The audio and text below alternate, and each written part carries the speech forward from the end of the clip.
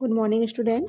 आज हम पढ़ने वाले हैं कक्षा 12वीं व्यवसाय अध्ययन के अध्याय 8 नियंत्रण, जिसे क्या कहा जाता है, कंट्रोलिंग। ठीक है, तो देखिए नियंत्रण है क्या, इसका आज हम क्या करने वाले हैं, अध्ययन करने वाले हैं। हमारा ये 8वां चैप्टर चल रहा है, इसे हमने पहले 7 चैप्टर का अध्ययन कर चुका है। ठीक है, तो देखिए नियंत्रण होता क्या है, ये पहले आपको मैं बताती हूँ कि नियंत्रण है क्या। तो नियंत्रण का प्रबंध में वही स्थान होता है जो स्थान शरीर में मस्तिष्क का होता है।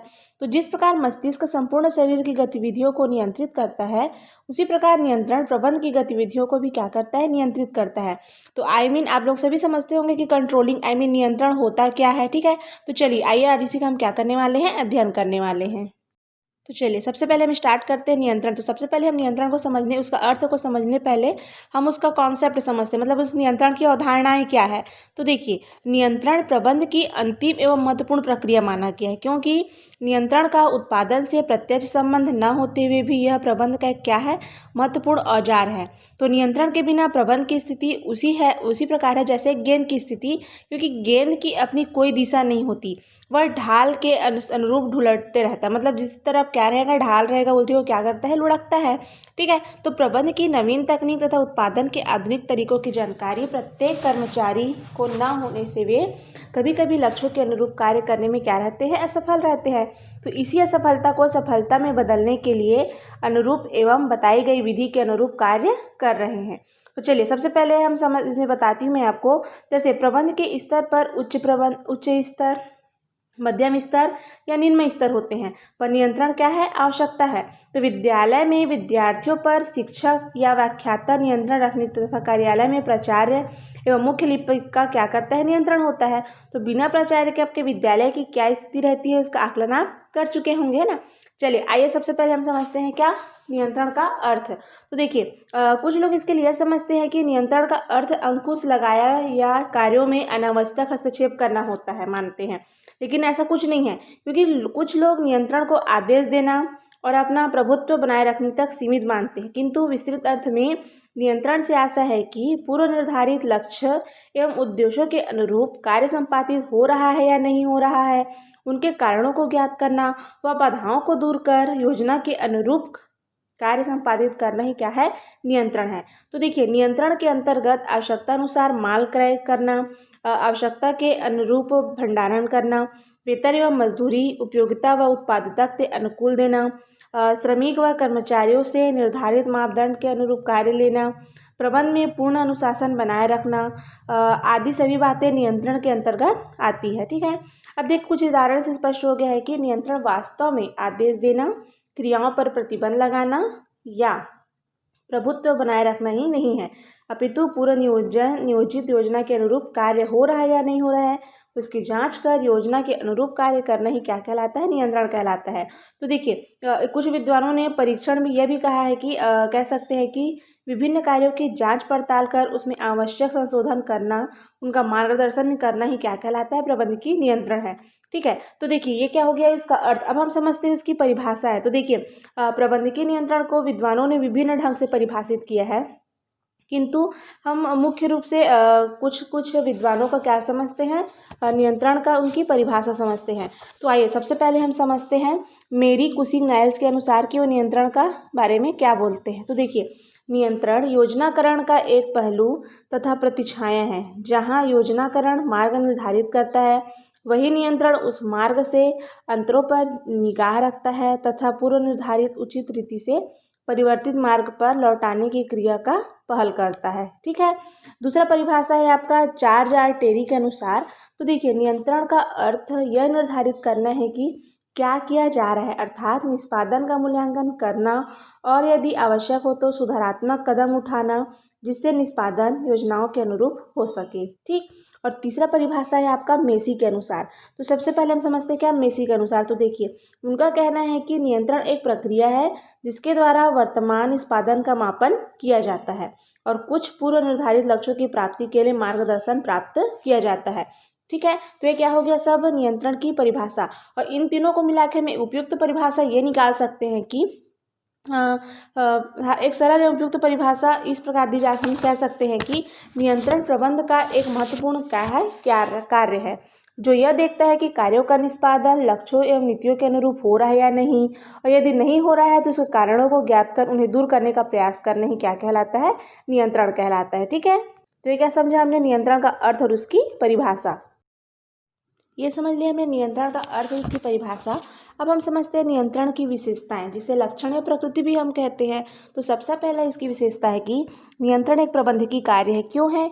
क्योंकि नियंत्रण करने का कार्य प्रबंधक या अधिकारी का होता है, अतः आवश्यक होने पर वह विभिन्न विशेषज्ञों एवं सहायकों की सलाह एवं सहायता ले सकता है। ठीक है। दूसरा उसकी विशेषता है नियंत्रण प्रबंध के सभी स्तरों पर है। क्यों है? क्योंकि नियंत्रण कार्य न तो उच्च स्तर का है और न ही निम्न स्तर का, अपितु इसकी आवश्यकता प्रबंध के प्रत्येक स्तर पर पड़ती है और उच्च स्तर पर नियंत्रण प्रमुख प्रबंधक करते हैं, जो निम्न स्तर पर फॉरमैन या अन्य अधिकारी नियंत्रण करते हैं। ठीक है। तीसरी विशेषता है आपका नियंत्रण एक सतत प्रक्रिया है बोला जा रहा है, तो वो क्यों है? तो देखिए, नियंत्रण एक ऐसी प्रक्रिया माना गया है जो लगातार क्या रहता है, गतिमान रहती है। अर्थात नियंत्रण के माध्यम से विभिन्न योजनाओं, उद्देश्यों, क्रियाकलापों एवं कार्यविधियों पर लगातार नजर रखने की आवश्यकता पड़ती है ताकि कार्य योजनाओं के अनुरूप होता रहे। और चौथा विशेषता है आपका नियंत्रण भविष्यात्मक है, मतलब भविष्य के लिए क्या है, बहुत ही अच्छा माना गया है। तो वो क्यों है? तो देखिए, नियंत्रण का उद्देश्य वर्तमान त्रुटियों व कमियों को दूर करना तथा भविष्य में कोई बाधा या त्रुटि न हो, इस हेतु पहले से ही आवश्यक कदम उठाना होता है। अर्थात भूतकाल में जो त्रुटियां हो गई है उसका परीक्षण कर पुनः त्रुटियों की पुनरावृत्ति न हो, उसे ध्यान में रखा जा सकता है। इसलिए इसकी विशेषता में बताया जा रहा है कि नियंत्रण भविष्यात्मक होता है। ठीक है। पांचवा विशेषता है आपका प्रारंभ व अंत में सहायक। तो देखिए, क्यों बोला जा रहा है प्रारंभ और अंत में सहायक नियंत्रण की विशेषताओं में? तो नियंत्रण का संबंध किसी उपक्रम की प्रारंभिक अवस्था प्राइमरी स्टेज एवं अंतिम अवस्था से भी है। ठीक है, लास्ट स्टेज से भी होता है, क्योंकि प्रारंभ में विभिन्न योजनाओं, अनुमानों व लक्ष्यों को निर्धारित करते समय नियंत्रण महत्वपूर्ण भूमिका निभाता है। अतः किसी उपक्रम के अंतिम काल में जबकि संपत्तियों का बंटवारा होता है, नियंत्रण क्या है, अति आवश्यक है। अब छठवां है आपका नियंत्रण व्यक्तियों से संबंधित है। तो क्यों है? तो प्रबंध के अंतर्गत नियंत्रण शब्द का संबंध प्राकृतिक नेचर व्यक्ति से ही होता है, कोई फर्म या कंपनी से नहीं। इसी के साथ अन्य कोई प्राणी जैसे घोड़ा, हाथी या तोता से नियंत्रण का संबंध नहीं है, लेकिन पशुओं को सिखाकर नियंत्रित किया जाता है। अब आपका सातवां पॉइंट है नियंत्रण हस्तक्षेप नहीं है। क्यों नहीं है? तो हस्तक्षेप करना, कार्य में बाधा पहुंचाना है, इसकी प्रकृति नकारात्मक होती है, निगेटिव होती है, जबकि नियंत्रण न तो हस्तक्षेप करता है और न ही बाधा पहुंचाता है, अपितु कार्य के दौरान आने वाले बाधाओं को दूर करने का मार्ग क्या करता है, वो प्रशस्त करता है और इसकी आवश्यकता सकारात्मक पॉजिटिव होती है।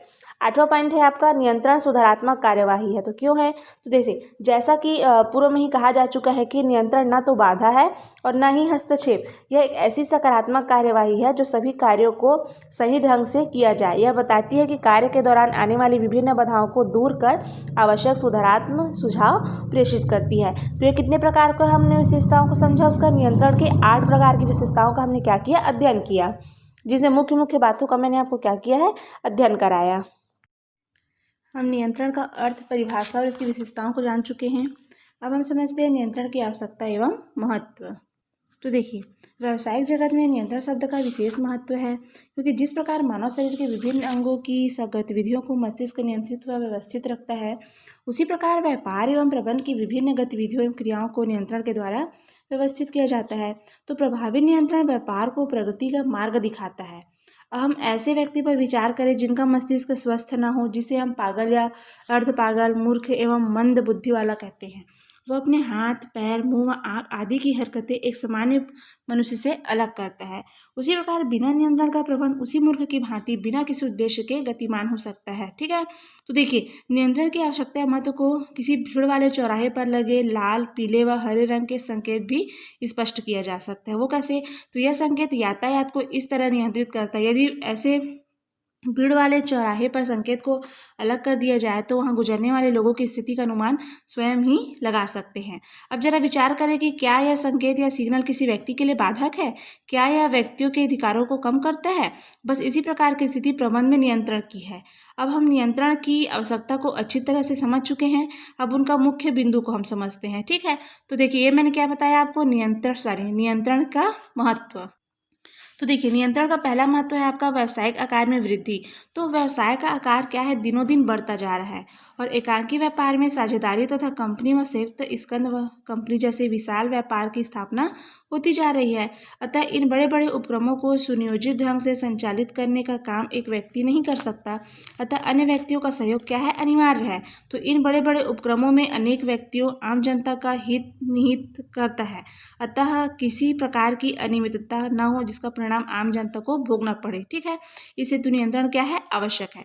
दूसरा है आपका कुशल कर्मचारियों के लिए भी प्रेरणा। तो क्यों है इसका महत्व, तो कुशल कर्मचारी नियंत्रण विधि का सदैव स्वागत रहता है, क्योंकि इसे उसे अच्छा कार्य करने का सुअवसर मिलता है और अपनी प्रगति का कार्य मार्ग खोजता है और अच्छे कार्यों से प्रबंधकों द्वारा प्रशंसा भी की जा सकती है।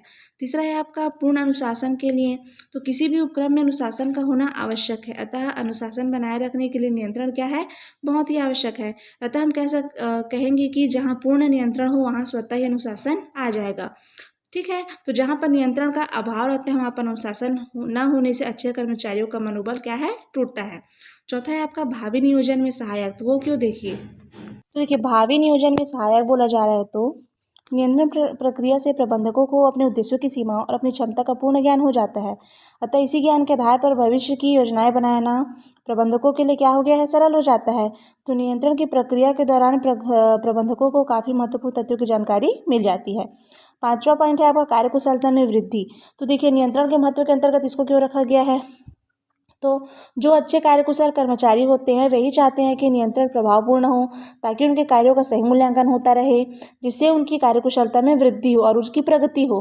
अर्थात अच्छे पढ़ने वाला छात्र भी यही चाहता है कि विद्यालय में पूर्ण नियंत्रण बना रहे, जिससे अनुशासन बना रहे और उनका अध्यापन कार्य दिनों दिन बढ़ता रहे। यही कारण है कि अच्छे विद्यालय जहाँ पूर्ण नियंत्रण रहते हैं वहाँ अध्ययन करने वाले छात्र भविष्य में देश का नाम क्या करते हैं, उज्जवल करते हैं। तो ये क्या मैंने बताया आपको, नियंत्रण के मुख्य पॉइंटों को मैंने आपको बता दिया। इसमें तो ऐसे बहुत सारे हैं, जोखिम में कमी करना, समन्वय में सहायक, विकेंद्रीकरण में सहायक, नियोजन तथा संगठन की जाँच, सभी अनियमितताओं का पता। ठीक है, ये सब क्या हो गया आपका, नियंत्रण की आवश्यकता एवं महत्व। ठीक है, तो आज का हमारा टॉपिक था नियंत्रण, जिसका हमने अर्थ, परिभाषा, उसकी विशेषता और उसका आवश्यकता का हमने क्या किया, अध्ययन किया है।